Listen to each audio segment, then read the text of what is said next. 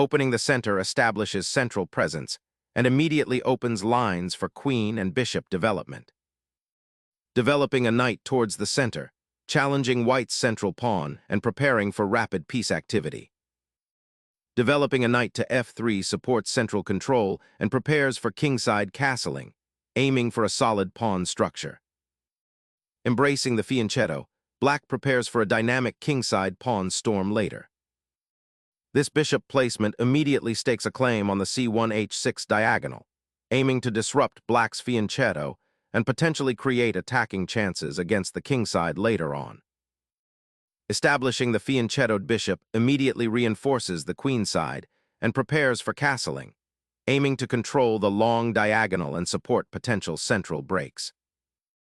Securing the center, white prepares to castle kingside, reinforcing the pawn chain and developing the bishop to a less constrained diagonal.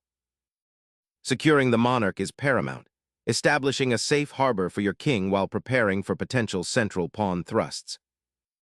Bolstering the kingside pawn structure preemptively, this move aims to prevent any immediate kingside incursions by black's knights or bishops.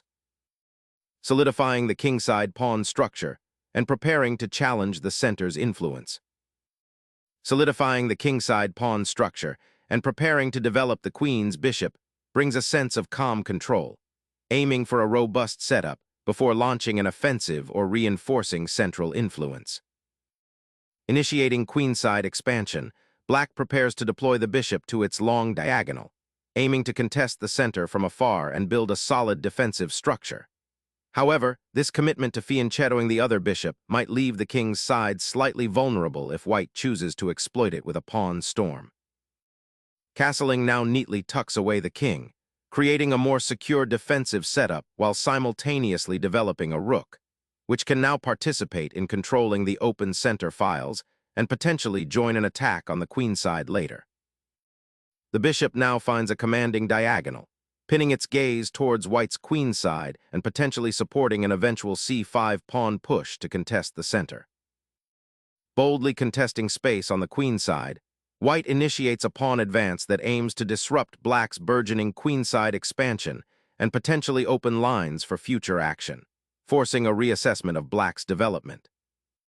Pawns on the flank are often best kept flexible, but this committed pawn thrust on a5 surrenders valuable space and weakens the queenside pawn structure, potentially creating an outpost for white's pieces on b4 and hindering black's queenside expansion plans. Fortifying the knight's post on b2, this move subtly prepares to reroute the steed towards f3 or perhaps even e5, aiming to consolidate white's central presence and create options for future pawn advances or piece pressure. Developing the knight to d7 offers support for the central d6 pawn and prepares for potential queenside expansion or even a kingside knight repositioning, creating a flexible piece network. Solidifying the center and preparing for a pawn thrust. This quiet maneuver intends to reinforce the d4 pawn, preventing any immediate breaks from black's queenside and potentially creating space for the c-pawn to advance later, adding a new dimension to white's pawn structure. Bringing the rook to the e-file clears the g7 bishop's diagonal, adding a subtle pressure point and preparing for potential central pawn breaks later, all while maintaining a solid defensive structure. Repositioning the bishop to a more active diagonal, a prophylactic measure against potential b5 ideas, and also clearing the way for the queen or rook to potentially occupy the now vacant e2 square, while subtly reinforcing control over the central squares. Injecting dynamism into the center, this audacious pawn thrust immediately challenges white's central foothold, aiming to disrupt the serene development and potentially exploit the tension created by the centralized pawns and knights. Initiating a pawn exchange on e5 immediately clarifies the central pawn structure, opening lines and demanding a precise response from black regarding piece placement and potential counterplay. This capture unlocks the e-file for your rook, opening a critical path that was previously blocked and immediately challenging white's central pawn presence. Unifying the queen with the kingside castled structure aims to solidify central influence and prepare for a potential queenside expansion, while simultaneously offering the queen some protection from immediate harassment. The queen's repositioning aims to activate its influence on the e-file, supporting the central pawn structure and preparing for potential operations against white's kingside, while simultaneously defending the weakened b6 square. The rook embarks on its central journey, initiating a crucial contest for control of the open d-file, a pathway that can become a decisive ingress into black's position should the central pawns continue to clear. Shifting the rook to the d-file now intensifies the struggle for central control, directly challenging white's rook and preparing to contest that crucial open file. A thoughtful repositioning, the bishop abandons its attacking post on the h2-b8 diagonal, seeking a safer haven and preparing to potentially support a kingside advance or participate in a queenside defense, all while subtly inviting black to reveal their intentions on the open central files. The knight's journey to e8, though seemingly passive, is a crucial element in a deep strategic plan to achieve central control and potentially launch a kingside attack. By repositioning the knight, black prepares to challenge white's d4 pawn indirectly and aims to bring its pieces into more active, coordinated positions. This maneuver also opens up lines for other pieces, particularly the rook on d8, to participate more effectively in the upcoming middle game struggles. It's a subtle, yet vital, piece of maneuvering that aims to improve black's overall harmony and readiness for action. Injecting tactical complexity with nc4, white boldly challenges black's central pawn structure, aiming to exploit the e5 pawn's potential weakness while opening lines for rapid development. Anchoring the kingside pawn chain with f6 solidifies the structure against potential kingside invasions, a necessary precaution given white's bishop pair and the slightly exposed nature of black's king, while simultaneously preparing for a potential pawn break in the center with e5. Reinforcing the central knight without compromising king's safety, this maneuver prepares for a potential kingside expansion by creating a dynamic defensive triangle. Refolding the bishop to f8 shores up the kingside and prepares for a potential g5 push, aiming to disrupt white's queen's knight outpost on c4 while simultaneously reinforcing the e5 pawn. A subtle shift in pressure, rerouting the rook to a more active file, anticipating potential pawn breaks and securing a stronger presence on the queenside. A subtle yet critical shift, this bishop retreat now actively seeks to contest control of the vital central squares, preparing to challenge white's dominant knight on c4 and potentially open lines for black's rooks. Unlocking the queenside with a pawn lever, this move initiates a strategic confrontation, seeking to exploit the slight immobility of black's pieces and potentially gain a tempo advantage.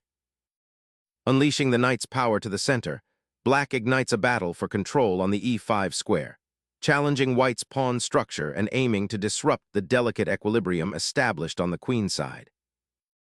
Clearing the central pathway, white initiates a structural transformation, aiming to exploit the weakened pawn chain and create an open diagonal for the queen.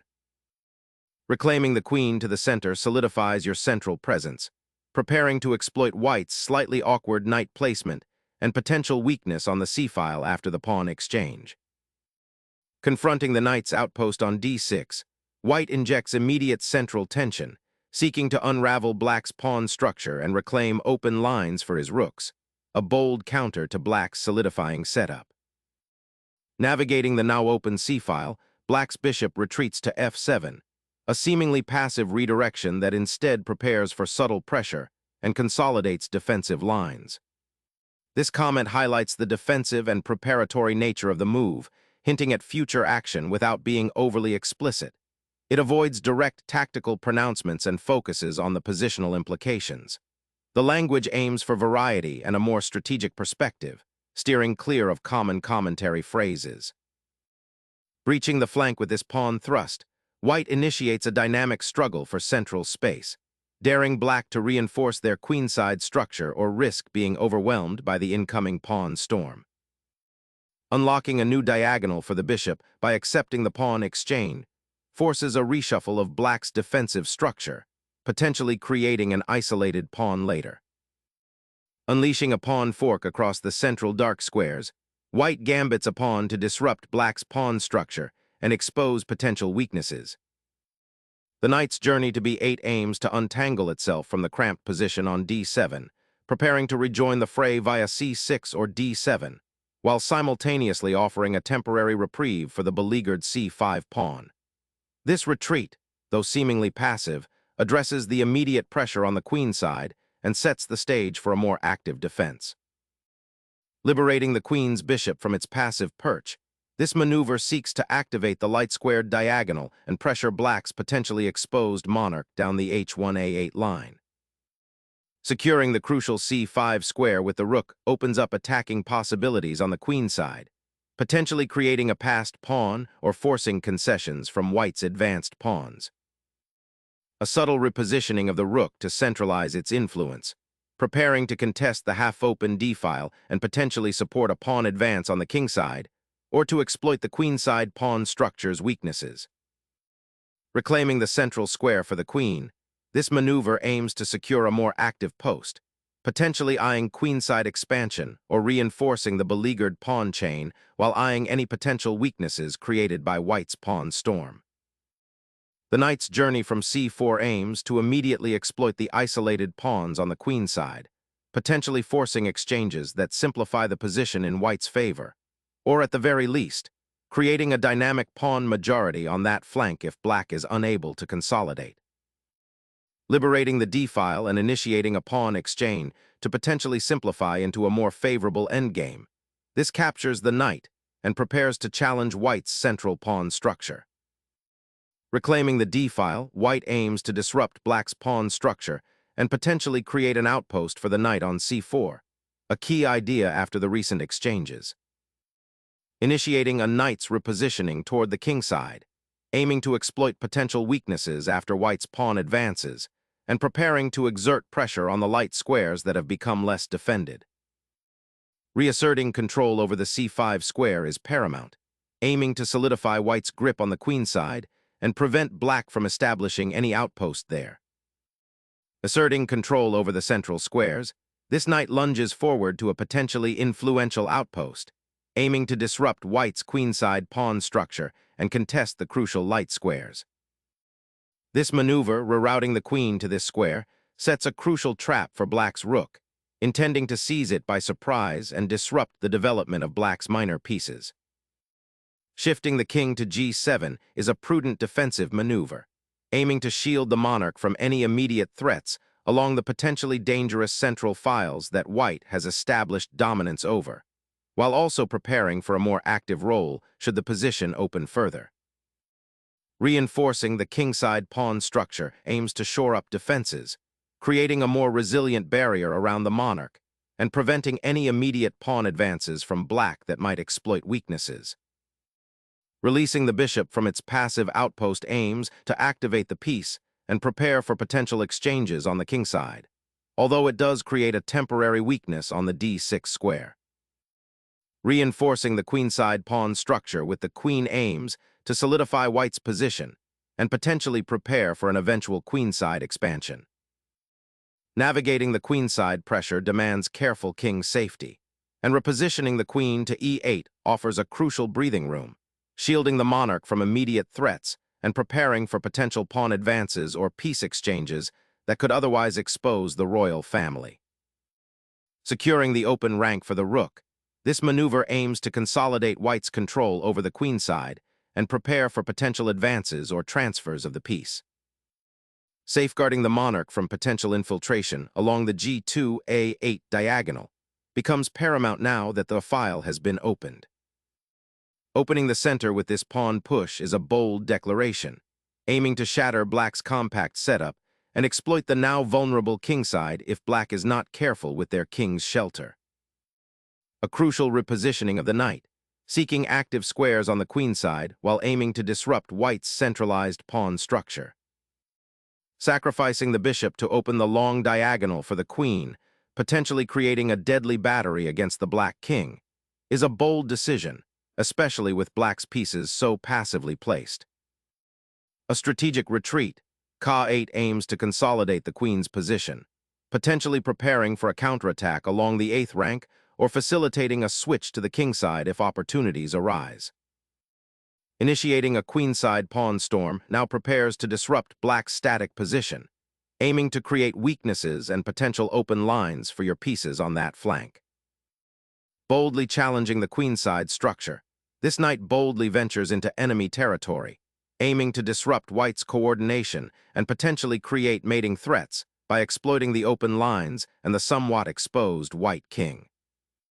A subtle repositioning, the bishop retreats to f1 to prepare for potential d4-d5 pawn thrusts, aiming to open lines for white's rooks and challenge black's control over the e4 square, while also safeguarding against any immediate tactical threats on the diagonal.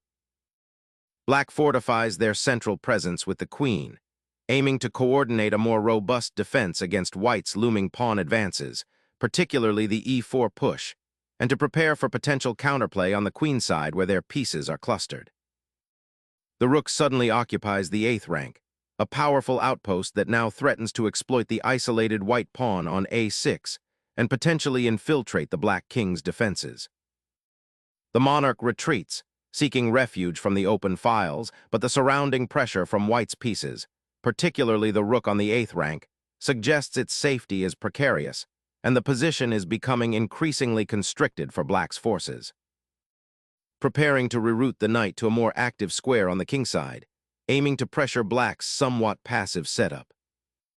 Securing the bishop's central presence, and preparing for a potential pawn push on the queenside to challenge white's advanced rook. Opening the bishop's diagonal to pressure black's queenside pawns and prepare a potential advance. Sacrificing the queen here doesn't achieve anything concrete and invites decisive counterplay. Black should instead focus on consolidating their improved position and finding a way to activate their queenside pieces more effectively. Capturing the pawn on b5 irrevocably opens the a-file, creating an immediate structural imbalance that white must now leverage against black's more passive piece placement. Unleashing the knight to fork the king and rook creates an immediate tactical crisis for white, forcing a severe material concession or a passive repositioning of the monarch. A moment of quiet consolidation, placing the king on a safer square away from any immediate open diagonals or potential discovered attacks as black's knight repositions. Discovering a sneaky fork opportunity, this knight abandons its defensive post on the queenside to strike at the heart of white's formation, potentially disrupting white's central control and creating immediate tactical headaches. Unleashing the pawn chain's potential, this pawn advances to disrupt black's coordination and pry open lines for the rooks. Recapturing the pawn opens a dynamic struggle on the queenside. White now seeks to exploit the exposed black king and potentially create unstoppable passed pawns with the b-pawn. Seizing the initiative, this capture revitalizes white's pawn structure, creating immediate threats along the 7th rank and forcing black to defend a precarious new weakness. Capturing the pawn opens a direct assault on white's vulnerable pawn chain, aiming to disrupt their structure and create counterplay on the queenside. Recapturing the pawn opens up the 7th rank for your rook, creating an immediate threat to black's vulnerable king and potentially forcing a defensive concession. Unleashing the knight to a surprising outpost, creating a dizzying array of threats on the queenside. Asserting control over the crucial central squares with the knight now allows white to potentially exploit the open b-file and create new attacking avenues. Reasserting control over the critical b-file with the rook, black aims to restrict white's knight's mobility and prepare for potential pawn advances on the queenside, disrupting white's already precarious queenside pawn structure and creating counterplay. Capturing the pawn opens up a crucial pathway for your rook, aiming to infiltrate black's weakened queenside and exploit the exposed king position. Opening the path for the rook to become actively involved on the 3rd rank offers dynamic counterplay in this complex queen and pawn endgame, aiming to exploit any potential weaknesses in white's pawn structure created by the recent exchanges. Reclaiming the open file is paramount, allowing white's rook to actively pressure black's weakened pawn structure and coordinate with the knight for potential breakthroughs. Venturing the king toward the queenside now, while seemingly active, risks exposing it to further threats along the open b-file and the rook on b7, potentially creating weaknesses that the opponent can exploit as the material simplifies. Sensing an opportunity, white pushes the h-pawn, aiming to pry open the kingside and potentially create attacking avenues, forcing black to consider a defense against further pawn advances. Desperate times call for desperate measures. Unleashing the g-pawn might shatter the rigid pawn structure and inject some much-needed dynamism, potentially creating weaknesses around white's king or forcing a reassessment of the current positional stalemate. The bishop repositions, aiming to control the crucial light squares on the kingside and potentially support a pawn push along the g-file. Fleeing the immediate danger on the kingside is paramount, as the opponent's bishop pair is poised to exploit any remaining weaknesses around your king. This capture opens the h-file, potentially creating a crucial pathway for your rook to infiltrate black's weakened kingside pawn structure and create mating threats against the exposed monarch. Sacrificing the pawn here opens a critical diagonal for your king, but it also exposes your king to immediate checks, potentially leading to a swift defeat if not defended perfectly. Injecting the knight into the action here aims to disrupt black's pawn structure and potentially force concessions on the queenside, creating a more active position for white's pieces. The bishop now seeks active post on d8, eyeing potential harassment of the white king should it become exposed. Consolidating forces along the newly opened files, white aims to capitalize on the exposed dark squares around black's monarch. Unleashing the c-pawn offers a desperate bid for activity, hoping to disrupt white's consolidated position by creating counterplay. Seizing the newly opened b-file offers a potent counter to black's aggressive pawn advance, aiming to disrupt their coordination and potentially exploit weaknesses on the queenside. Sacrificing the rook for material is a desperate gambit, aiming to disrupt white's overwhelming pawn structure and create counterplay, though it likely won't be enough given the bishop pair and material advantage. A strategic retreat to protect the pawn and reinforce the queenside blockade, aiming to consolidate its gains. This maneuver seeks to disrupt white's pawn chain and open lines for counterplay, but it could also leave the rook somewhat exposed if white can consolidate effectively.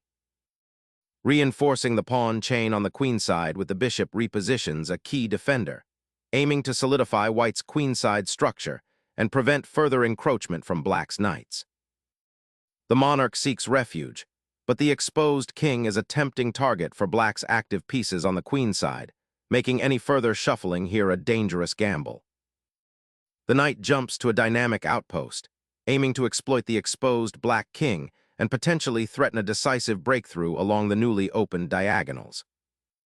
Seeking an escape route for the isolated rook by preparing the advance of the king is a desperate but necessary measure. Asserting control over the open file is paramount here. A bold attempt to seize the initiative by offering a rook exchange in a complex, unbalanced position, hoping to exploit the exposed enemy king.